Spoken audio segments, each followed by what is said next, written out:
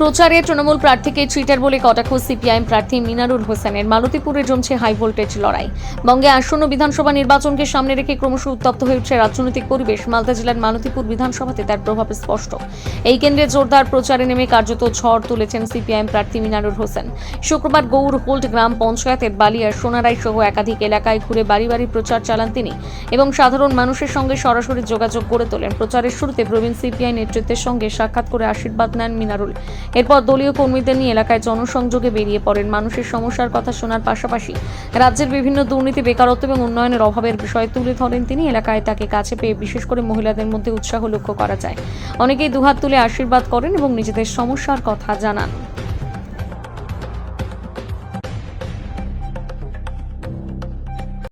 আজকে সোনারাই বৌলিয়াতে আমাদের বাড়ি বাড়ি যাওয়া, জনসংযোগ করা হচ্ছে।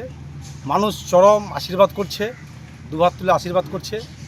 কারণটা হচ্ছে দীর্ঘদিন থেকে এখানে আমাদের একটা গ্যাপ ছিল। আমাদের সেই গ্যাপটা আমাদের এতদিন থেকে আসেনি, তাতে আমাদের যারা পুরনো কমরেড ছিল এতদিন পর উৎসাহিত হয়ে কেউ কেউ গলায় জড়িয়ে ধরছে যে এতদিন থেকে আপনারা আসেননি কেন। আমাদের পার্টিকে দেখতে পাচ্ছি অনেকদিন পর, খুব আনন্দিত আছে।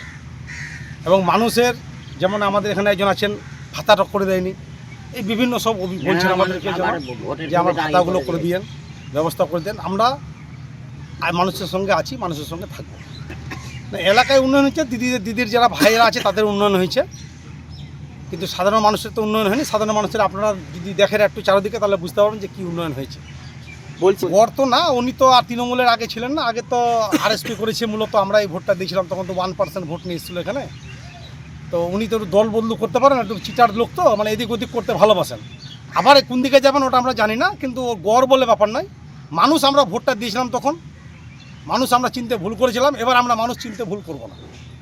এটা আমরা সোনারাই বৌলিয়া হয়ে, জিতারপুর হয়ে, জুগিয়াপাড়া হয়ে আমরা শেষ করব।